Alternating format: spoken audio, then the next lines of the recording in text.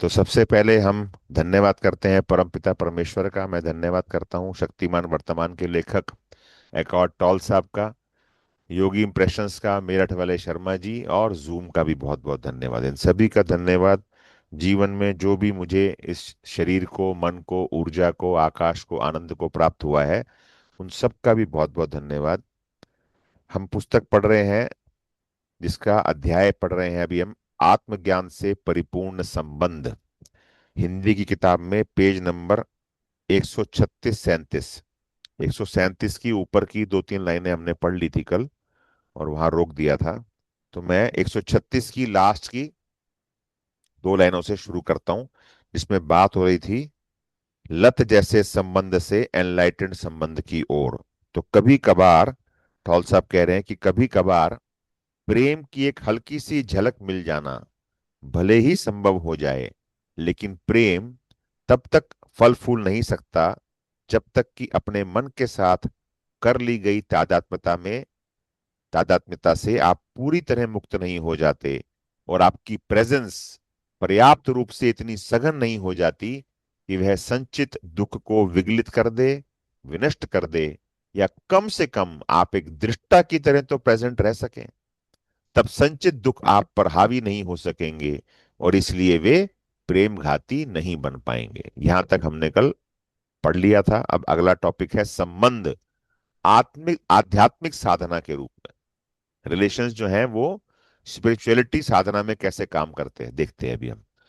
चेतना की अहमन्य अवस्था यानी घमंडी अवस्था, और वे तमाम सामाजिक, राजनैतिक तथा आर्थिक ढांचे जो इस अवस्था ने खड़े कर लिए थे, जब धराशायी होने के कगार पर पहुंच जाते हैं, तब पुरुष व स्त्री के बीच संबंध उस संकट की गहन स्थिति को प्रतिबिंबित करने लगते हैं, जिसमें कि आज की मानवता अपने आप को पा रही है। खुद को अपने मन से तादात्म्य करना चूंकि इंसान में बढ़ता ही जा रहा है, इसलिए अधिकांश रिश्तों की जड़ें बीइंग तक पहुंची ही नहीं हैं, और इसलिए वे रिश्ते समस्याओं और टकरावों के वशीभूत होकर दुख दर्द में तब्दील होते जा रहे हैं। आज लाखों लोग या तो अकेले रह रहे हैं या एकल अभिभावक के रूप में रह रहे हैं, क्योंकि वे या तो एक घनिष्ठ संबंध स्थापित करने में असमर्थ रहे हैं, या पिछले रिश्ते के पागलपन वाले नाटक को दोहराना नहीं चाहते। अन्य लोग विपरीत लिंग के आकर्षण के साथ समागम के जरिए परिपूर्णता पाने की मृग मरीचिका में एक के बाद एक दूसरा रिश्ता बनाते रहते हैं, और सुख दुख के एक चक्र से निकलकर दूसरे चक्र में फंसते रहते हैं। लेकिन कुछ अभी भी ऐसे हैं जो बच्चों की खातिर, या उस रिश्ते की आदत पड़ जाने के कारण, या अकेले पड़ जाने के डर से, या किसी अन्य ऐसे फायदे के कारण जो कि परस्परता से ही मिल सकता हो, या उस अचेतन चस्के के कारण जो कि जज्बाती नाटक और दुख की उत्तेजना पैदा करता हो, उस गड़बड़ी भरे रिश्ते में साथ साथ रहना जारी रखते हैं, भले ही उसमें केवल नकारात्मकता ही भरी रहती हो। तथापि हर संकट केवल खतरे ही लेकर नहीं आता, बल्कि अपने साथ अवसर भी लेकर आता है। हाँ जी। अगर रिश्ते अहमन्य मन को और उसके तौर तरीकों को बल दे रहे हों, उन्हें बड़ा बना रहे हों, और अपने स्वभावानुसार संचित दुख को जगाकर उन्हें सक्रिय कर रहे हों, तब ऐसे रिश्ते से पलायन करने के बजाय क्यों ना इस सच को स्वीकार कर लिया जाए, क्वेश्चन मार्क। अपनी समस्या के समाधान के रूप में, या परिपूर्णता वाला एहसास पाने के साधन के रूप में उस रिश्ते से बचने के बजाय, या एक आदर्श जोड़ीदार की मृग मरीचिका के पीछे भागने के बजाय उसके साथ सहयोग क्यों ना किया जाए, क्वेश्चन मार्क। किसी भी संकट में छिपा हुआ अवसर तब तक उजागर नहीं होता जब तक कि उस स्थिति के तमाम तथ्यों को समझ ना लिया जाए और उन्हें स्वीकार न कर लिया जाए। किसी भी संकट में छिपा हुआ अवसर तब तक उजागर नहीं होता जब तक कि उस स्थिति के तमाम तथ्यों को समझ ना लिया जाए और उन्हें स्वीकार ना कर लिया जाए। पेज नंबर 137 की लास्ट लाइन है। जब तक आप उन्हें नकारते रहेंगे, 138 पे आ गए। जब तक आप उन्हें नकारते रहेंगे, तब तक आप उनसे पलायन करते रहेंगे, या यह चाहते रहेंगे कि हालात कुछ और होते, तब तक अवसर की खिड़कियां खुलेंगी ही नहीं, और आप उसी परिस्थिति के जंजाल में उलझे रहेंगे फंसे रहेंगे और वे भी जस की तस बनी रहेंगी या फिर बद से बदतर होती जाएंगी। तथ्यों को समझ लेने, फैक्ट्स को समझ लेने और उन्हें स्वीकार कर लेने से किसी हद तक उनसे मुक्ति मिल जाती है। उदाहरण के लिए, जब आप जानते हैं कि रिश्तों में सामंजस्यता नहीं रही है, यानी उनके सुर बिगड़ गए हैं, उनमें तालमेल नहीं रहा है, और जब इस जानने को आप संभाले रखते हैं, तब उस जानने के माध्यम से एक नया ही कारक प्रवेश करता है और फिर उस असामंजस्यता व असंगति में बदलाव आए बिना नहीं रहता। जब आप जानते हैं कि आप अशांत हैं, तब आपका यह जानना ही एक ऐसा शांत आकाश बना देता है जो आपकी अशांति को अपने प्रेमपूर्ण व मृदुल आलिंगन में ले लेता है और इस तरह आपकी अशांतता को शांतता में बदल देता है। जहां तक आंतरिक रूपांतरण की बात है, उसमें आपके लिए कुछ कर सकने जैसा कुछ नहीं है। आप खुद का रूपांतरण नहीं कर सकते और निश्चित ही ना ही अपने जोड़ीदार का रूपांतरण कर सकते हैं। जो कुछ आप कर सकते हैं वह है एक रिक्त स्थान बनाना, ताकि रूपांतरण हो सके, ताकि उसमें क्षमा, अनुकूलता व प्रेम प्रवेश कर सके। तो जब कभी भी आपका रिश्ता सुचारू रूप से ना चल रहा हो, जब भी वह आप में व आपके जोड़ीदार के अंदर मौजूद पागलपन को बाहर लाने लगे, तो खुश हो जाइए। जो कुछ अचेतन में दफन था वह प्रकाश में लाया जा रहा होता है। यह तो मुक्ति का एक अवसर है। हर पल उस पल की जानकारी को जिंदा रखिए, खास तौर से अपने अंतर्मन की दशा को। अगर उसमें क्रोध है तो यह ज्ञान रखिए कि उसमें क्रोध है। अगर उसमें ईर्ष्या है, प्रतिवाद, वाद विवाद करने की सनक है, खुद को सही सिद्ध करने की ललक है, प्रेम व तवज्जो की चाहत वाला शिशुवत स्वभाव है, या किसी भी तरह का कोई दुख दर्द है, जो कुछ भी है, उस पल की वास्तविकता का ज्ञान रखिए और उस ज्ञान को संभाले रखिए। तब वह रिश्ता आपकी साधना बन जाता है, आपकी आध्यात्मिक साधना। जब आप अपने जोड़ीदार में कोई अचैतन्य व्यवहार देखें, तो उस व्यवहार को अपने ज्ञान रूपी प्रेमपूर्ण आलिंगन में रखें, ताकि आप प्रतिक्रिया ना करें। अचैतन्यता और ज्ञान लंबे समय तक साथ साथ नहीं रह सकते, भले ही वह ज्ञान दूसरे व्यक्ति में हो, ना कि उसमें जो कि अचैतन्य रूप में व्यवहार कर रहा है। उग्रता तथा आक्रामकता के पीछे रहने वाली ऊर्जा के लिए प्रेम की विद्यमानता बिल्कुल असहनीय होती है। अपने जोड़ीदार की अचैतन्यता के प्रति भड़क कर जब आप प्रतिक्रिया करते हैं, तब आप भी तो अचैतन्य ही हो गए होते हैं। लेकिन अगर ऐसे में अपनी प्रतिक्रिया को जानना आपको याद रहता है, तब आपका कोई बिगाड़ नहीं होता, कोई नुकसान नहीं होता। मानवता विकास करने के भारी दबाव में है, क्योंकि एक जाति के रूप में अपना अस्तित्व बचाए रखने की यही एकमात्र संभावना है। यह बात आपके जीवन के हर पहलू को प्रभावित करेगी, और खास तौर से निकट संबंधों को। अब से पहले संबंध कभी इतने समस्याग्रस्त और द्वंद्व भरे नहीं रहे जितने कि वे आज हैं।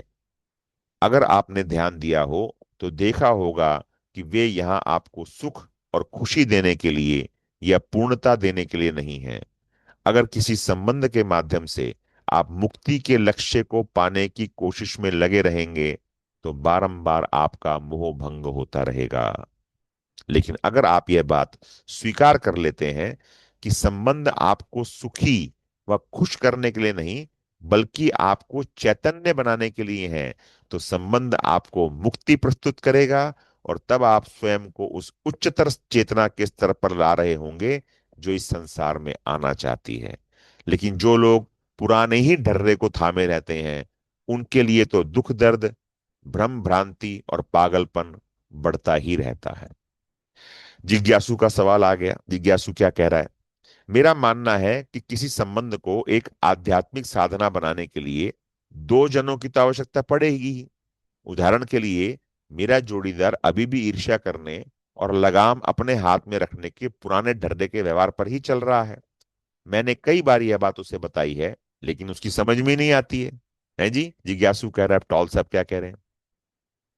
अपने जीवन को आध्यात्मिक अपने जीवन को एक आध्यात्मिक साधना बनाने के लिए आपको कितने जने चाहिए, क्वेश्चन मार्क। अगर आपका जोड़ीदार इसमें सहयोग नहीं कर रहा है तो बुरा मत मानिए। अविक्षिप्तता तथा विवेकशीलता यानी चैतन्यता इस संसार में केवल आपके माध्यम से आ सकती है। आपको इस बात की प्रतीक्षा करने की आवश्यकता नहीं है कि जब सारा संसार या कोई कोई और चैतन्य हो जाएगा तब आप एनलाइटेंड हो पाएंगे।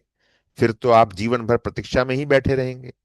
एक दूसरे पर अचैतन्य होने का दोषारोपण मत करते रहिए।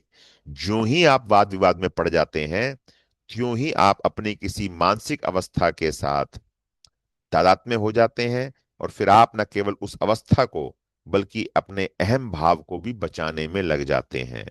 तब बागडोर अहम के हाथ में आ जाती है। आप अचैतन्य हो गए होते हैं। कई बार यही वह सही अवसर होता है जब आप अपने जोड़ीदार के व्यवहार के कुछ पहलुओं की ओर इशारा कर सकते हैं। अगर आप सजग सचेत हैं, पूरी तरह से प्रेजेंट हैं, तो आप अहम को बीच में लाए बिना भी ऐसा कर सकते हैं। यानी बिना कोई दोषारोपण किए, बिना कोई निंदा आलोचना किए, या बिना उसे गलत ठहराए। जब आपका जोड़ीदार अचैतन्य रूप से व्यवहार करे तो कोई निर्णय निष्कर्ष मत निकालिए। निर्णय निष्कर्ष निकालना या तो अपने साथ वालों के साथ किए जाने वाले किसी के अचैतन्य व्यवहार को भ्रमित कर देना है, या दूसरों पर अपनी ही अचैतन्यता थोप देना है और उन्हें ही अचैतन्य समझने की गलती करना है। निर्णय निष्कर्ष ना लेने का अर्थ यह बिल्कुल नहीं है कि जब आप किसी गड़बड़ी या अचैतन्यता को देखें तो उसे उसी रूप में ना आंकें, बल्कि इसका अर्थ है निर्णय निष्कर्ष लेकर प्रतिक्रिया करने के बजाय जानना। ऐसा करने पर या तो आप प्रतिक्रिया से पूरी तरह मुक्त रहेंगे, या आप प्रतिक्रिया के बावजूद जानकार रहेंगे। यह वह आकाश होगा जिसमें प्रतिक्रिया का अवलोकन होगा और उसे होने भी दिया जाएगा। तब अंधेरे से जूझने के बजाय आप प्रकाश ला रहे होंगे। गलती पर भड़क उठने के बजाय आप उस गलती को देखने के साथ साथ उसमें से पार भी देख रहे होंगे। जानकारी होना प्रेम पूर्ण प्रेजेंस का एक ऐसे निरभ्र, निर्मल व स्वच्छ आकाश की रचना करता है जिसमें सभी चीजों को और सभी लोगों को वैसे ही रहने दिया जाता है जैसे कि वे हैं। उन्हें बदलने वाला कोई बड़ा उत्प्रेरक वहां नहीं रहता है। अगर आप यह अभ्यास करें तो ऐसा नहीं हो सकता कि आपका जोड़ीदार आपके साथ भी रहे और अचैतन्य ही रहे, है वो भी चैतन्य हो जाएगा। अगर आप दोनों ही इस बात पर सहमत हो जाते हैं कि आपका संबंध आपकी आध्यात्मिक साधना बना रहेगा, वह तो सबसे अच्छी बात है। तब जो ही कोई विचार या कोई भाव उठे या कोई प्रतिक्रिया आए तो उसे आप एक दूसरे को अभिव्यक्त कर सकते हैं, बता सकते हैं, ताकि आप समय का ऐसा अंतराल ना बनने दें जिसमें कि व्यक्त ना की गई और दबाई गई कोई भावना व्यथा या शिकायत भावना बन जाए, बढ़ ना जाए। यह सीखिए कि जो कुछ आप महसूस कर रहे हैं उसे बिना कोई दोषारोपण किए कैसे अभिव्यक्त किया जाए। यह सीखिए कि अपने जोड़ीदार को खुले मन से कैसे सुना जाए, यानी अपने मन में अपने बचाव के लिए कोई मोर्चाबंदी किए बिना ही उसे कैसे सुना जाए। अपने जोड़ीदार को अपनी बात अभिव्यक्त करने के लिए स्थान दीजिए, स्पेस दीजिए, प्रेजेंट रहिए। निंदा आलोचना करना, अपना बचाव करना, यानी खुद को सही सिद्ध करना, आक्रामक होना, ये सब तौर तरीके वे हैं जो अहम को पुष्ट करने या उसका बचाव करने या उसकी आवश्यकताओं की पूर्ति करने के लिए बनाए गए हैं। लेकिन तब ये सभी फालतू की, बेकार की चीजें हो जाते हैं। दूसरों को और खुद को भी रिक्त स्थान उपलब्ध कराना यह बहुत महत्वपूर्ण है, अत्यावश्यक है। इसके बिना प्रेम फल फूल नहीं सकता। संबंधों का विध्वंस करने वाले दो कारकों को अगर आप हटावा मिटा देते हैं, यानी अगर आपने अपने संचित दुख का तत्वांतरण कर दिया है और अपने मन व मनोदशा के साथ अपनी तादात्म्यता से अब आप हमेशा के लिए बाहर आ गए हैं, और आपके जोड़ीदार ने भी ऐसा कर लिया है, तो अपने संबंध के पल्लवित पुष्पित होने का आनंद आप अनुभव कर सकते हैं। एक दूसरे को अपनी पीड़ा और अचेतनता का आईना दिखाने की बजाय एक दूसरे से अपने अहम की लत जैसी जरूरतों को पूरा कराने के बजाय, तब आप एक दूसरे के प्रति वह प्रेम प्रतिबिंबित करेंगे जो आप अपने भीतर गहरे में महसूस करते हैं, वह प्रेम जो आप हर कुछ और हर किसी के साथ अपने एक के का भान हो जाने के साथ करते हैं। यही वह प्रेम है जिसका ना कोई विलोम है और ना कोई विपरीतता।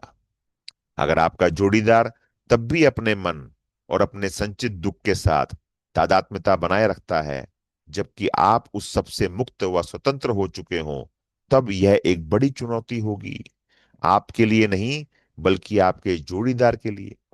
किसी एनलाइटेंड व्यक्ति के साथ रहना कोई आसान बात नहीं होती, बल्कि कहें कि उसके साथ रहना उसके जोड़ीदार के अहम के लिए बड़ा खतरा बन जाता है बिना कुछ किए।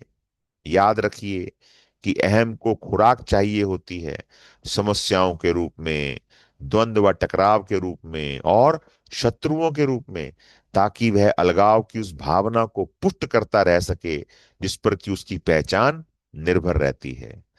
एनलाइटेंड व्यक्ति का जोड़ीदार बुरी तरह खिन्न रहने लगता है, क्योंकि उसकी अड़ियल बातों का वह कोई प्रतिरोध ही नहीं करता, जिसका अर्थ होता है कि वे बातें डामाडोल होने लगेंगी और कमजोर होती चली जाएंगी, और यह खतरा भी हो सकता है कि कहीं वे पूरी तरह धराशायी ना हो जाएं, जिसका परिणाम होगा अहम का नुकसान होना। संचित दुख बारंबार खुराक चाहते हैं, लेकिन तब वह उन्हें मिल नहीं पाती है।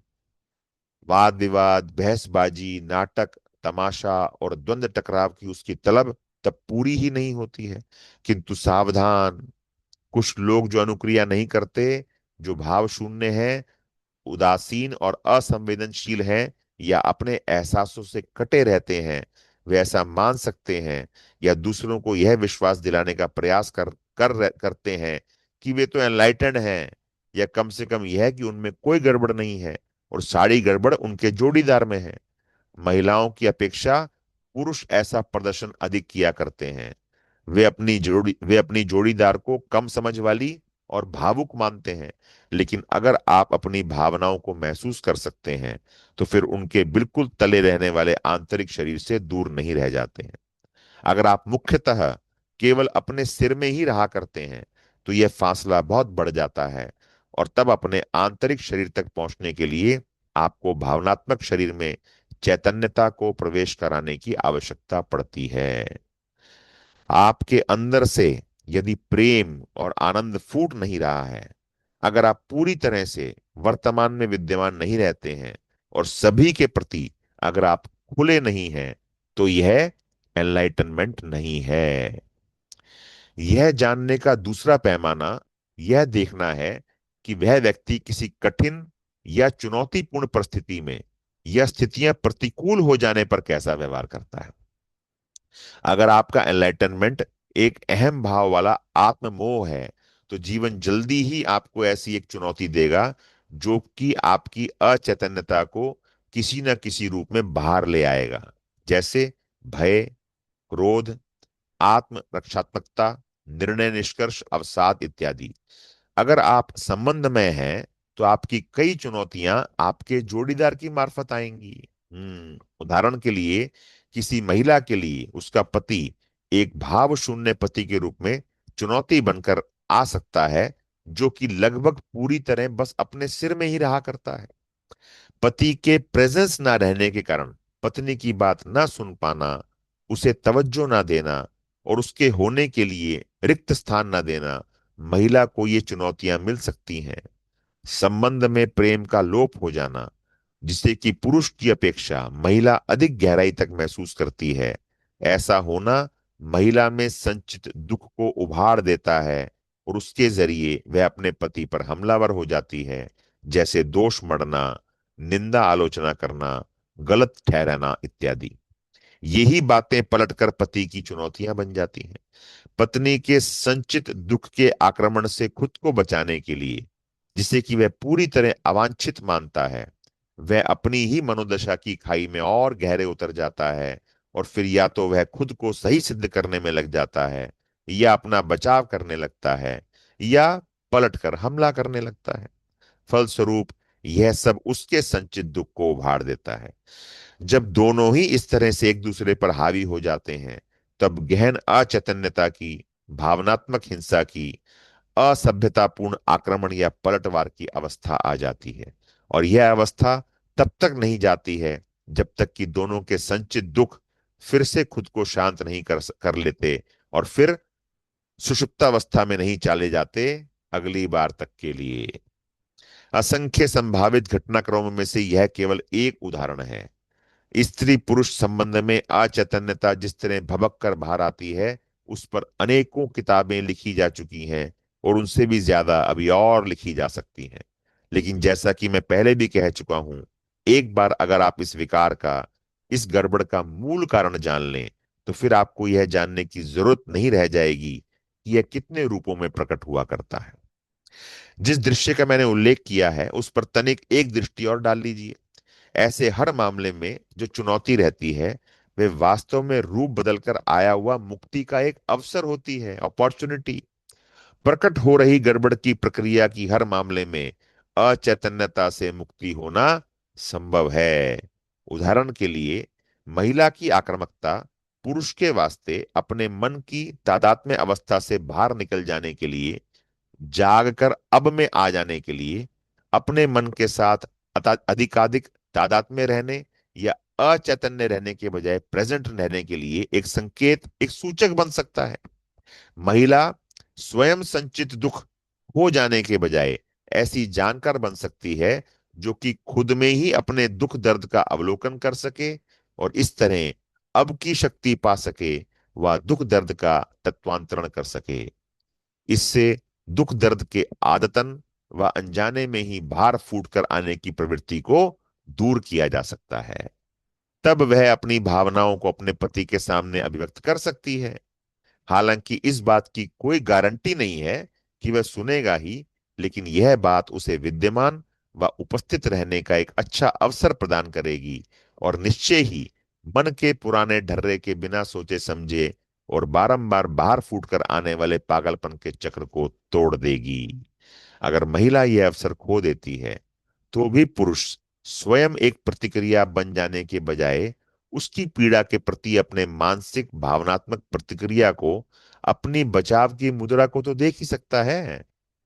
तब वह अपने ही संचित दुख को यकायक भड़कते हुए भी देख पाता है और इस तरह अपनी भावनाओं में चैतन्यता का प्रवेश करा देता है। इस तरह विशुद्ध सजगता की एक स्पष्ट व शांत अवस्था का उदय होता है, जानकार होने का, मौन साक्षी होने का, दृष्टा होने का। यह सजगता की यह अवस्था पीड़ा को नकारती नहीं है, लेकिन फिर भी उसके पार रहती है। यह पीड़ा को होने देती है, लेकिन साथ ही साथ उसका तत्वांतरण करती जाती है। यह हर चीज को स्वीकार करती है और हर चीज का रूपांतरण करती जाती है। पत्नी के लिए एक द्वार खुल जाता है जिसमें से होकर वह उस रिक्तता में अपने पति से आसानी से मिल सकती है। अगर आप अपने रिश्ते में अडिग रूप से या कम से कम प्रचुर रूप से प्रेजेंट रहते हैं, तो आपके जोड़ीदार के लिए यह सबसे बड़ी चुनौती रहेगा। यह उसके लिए कठिन होगा कि वह एक लंबे अरसे तक आपकी प्रेजेंस को भी सहन करे और अचैतन्य ही बना रहे। अगर वह तैयार है, तो अपनी उसी अवस्था में उस द्वार से होकर वह आपसे आ मिलेगा जो आपने उसके लिए खोला है। और अगर वह तैयार नहीं हो पाया है, तो आप दोनों तेल और पानी की तरह अलग अलग ही रहेंगे। जो व्यक्ति अंधेरे में ही रहना चाहता हो, उसे तो रोशनी चुभती ही है। अगला पॉइंट, महिलाएं एनलाइटनमेंट के निकटतर क्यों हैं? लो जी पुरुषों सुन लो, महिलाएं एनलाइटनमेंट के निकटतर क्यों हैं? तो जिज्ञासु पूछ रहा है, क्या पुरुष और स्त्री के लिए एनलाइटनमेंट के मार्ग की बाधाएं एक जैसी ही होती हैं? Question mark. तो टॉल साहब कह रहे हैं जी हाँ, लेकिन अंतर है प्रबलता का। आमतौर पर महिलाओं के लिए अपने शरीर को महसूस करना और अपने शरीर में रहना अपेक्षाकृत आसान रहता है। इसलिए पुरुष की अपेक्षा वे बीइंग के अधिक निकट रहा करती हैं और इसलिए उनके लिए एनलाइटनमेंट की संभावना भी अधिक रहती है। यही कारण है कि अनेक प्राचीन सभ्यताओं ने निराकार तथा भावातीत वास्तविकता को चित्रित या वर्णित करने के लिए सहज रूप से स्त्री रूप या स्त्री उपमा को ही चुना है। इसे प्रायः एक ऐसे गर्भ के रूप में देखा जाता है जो सृष्टि की हर चीज को जन्म देती है और उसके मूर्त रूप वाले जीवन काल में उसका भरण पोषण भी करती है। ताओ ते चिंग नामक अति प्राचीन तथा अत्यंत गूढ़ गंभीर पुस्तक में ताओ को, जिसे कि बीइंग माना जा सकता है, इस प्रकार परिभाषित किया गया है। किस प्रकार? अनंत, असीम, शाश्वत, प्रेजेंट, संपूर्ण सृष्टि की जन्मदात्री मां। स्वाभाविक है कि पुरुषों की अपेक्षा स्त्रियां उसके अधिक निकट रहती हैं, क्योंकि वे ही अप्रकट एवं अव्यक्त को सचमुच प्रकट करती है, अवतारित करती है। और तो और समस्त प्राणी तथा अन्य पदार्थ अंततः परम स्रोत में वापस लौट जाते हैं।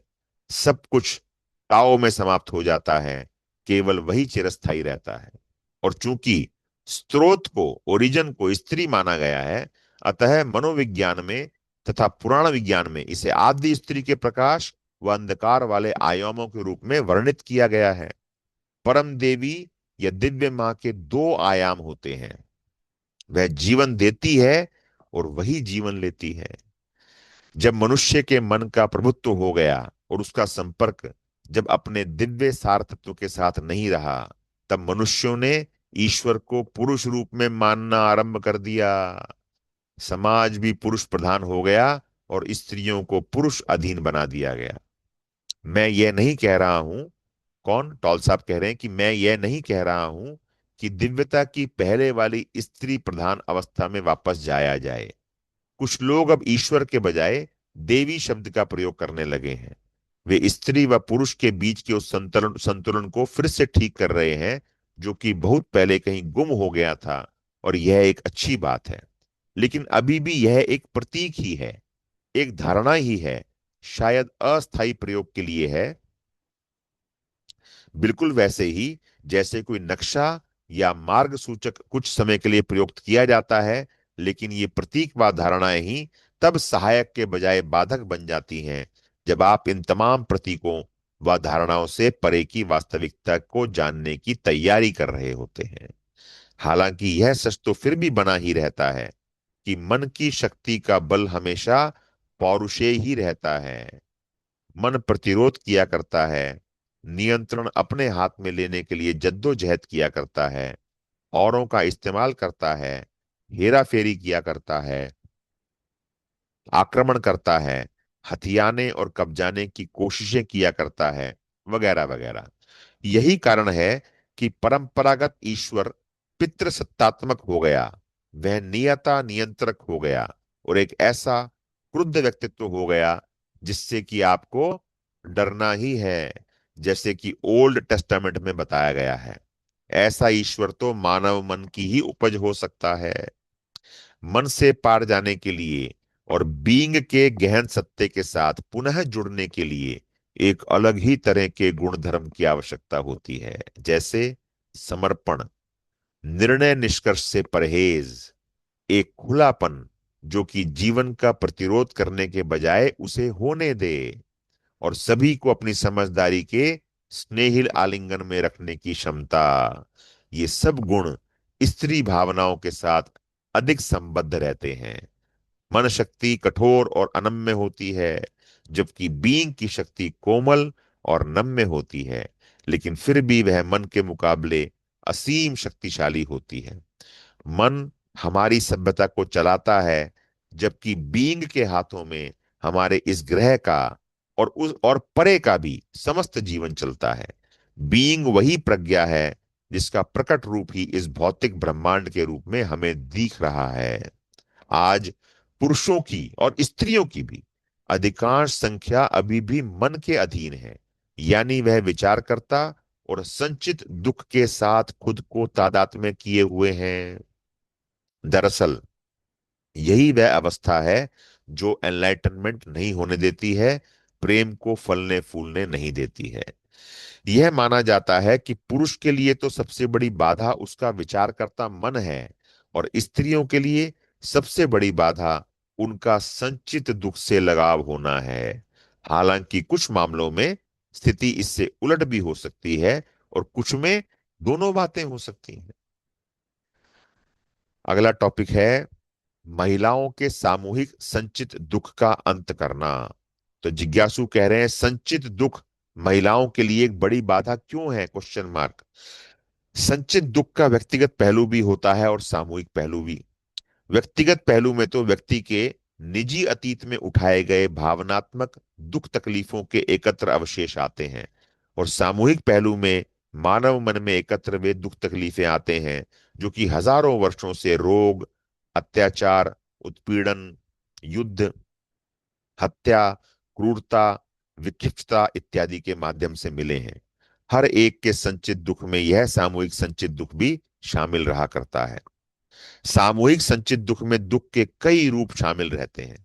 उदाहरण के लिए, जिन जाति प्रजातियों और देशों ने बहुत अधिक संघर्ष, लड़ाई और हिंसा झेली है, उनके संचित दुख औरों की अपेक्षा भारी होते हैं। कोई भी जिसका कि संचित दुख प्रबल हो और जिसमें खुद को दुख की तादात्म्यता से बाहर निकालने की पर्याप्त चैतन्यता ना हो, वह न केवल लगातार या समय समय पर अपने भावनात्मक दुख को पुनः पुनः जीने के लिए विवश रहता है, बल्कि आसानी से हिंसा करता या हिंसा का शिकार बन जाया करता है। इस बात पर निर्भर करते हुए कि उनके संचित दुख में प्रधानता किस चीज की है, सक्रियता की या निष्क्रियता की। लेकिन वे एनलाइटनमेंट की संभावना के निकट भी हो सकते हैं। यह बिल्कुल आवश्यक नहीं है कि आपको इस संभावना का भान हो जाए, लेकिन अगर आप किसी दुस्वप्न जैसी अप्रिय व भयावह अनुभूति या अवस्था में फंस गए हैं, तो शायद आप जागरण के प्रति अधिक प्रबलता से प्रेरित हो जाएंगे, अपेक्षाकृत उस व्यक्ति के जो कि सामान्य परिस्थितियों के केवल थोड़े बहुत उतार चढ़ाव में से गुजर रहा होता है। अपने निजी संचित दुख के अलावा भी हर स्त्री उस संचित दुख में भी अपना एक अंश रखती है, जिसे सामूहिक स्त्री संचित दुख कहा जा सकता है, जब तक कि वह पूर्ण चैतन्य नहीं हो जाती। इसमें निहित रहता है स्त्रियों द्वारा हजारों वर्षों से सहन वहन किए जाने वाला वह एकत्र दुख, जो उसने पुरुष द्वारा किए गए उनके दमन के जरिए और दास्ता, उत्पीड़न, बलात्कार, प्रसव, बच्चे की मृत्यु इत्यादियों के जरिए पाए हैं। और वह भावनात्मक तथा शारीरिक पीड़ा जो कि स्त्रियों को मासिक धर्म से पहले और उसके साथ हुआ करती है, इस संचित दुख का वह सामूहिक पहलू होता है जो कि अपनी सुषुप्त अवस्था में जो कि अपनी सुषुप्त अवस्था में से उस समय जाग उठता है, हालांकि यह कभी भी जाग सकता है। यह पहलू जीवन ऊर्जा को शरीर में से मुक्त रूप से प्रवाहित होने में बाधा डालता है। यह मासिक धर्म उसी का प्रकट शारीरिक रूप होता है। यहां थोड़ा ठहर कर हम यह देखें कि यह मासिक धर्म एनलाइटनमेंट का एक अवसर कैसे बन सकता है। स्त्री पर संचित दुख उस समय हावी हो जाता है।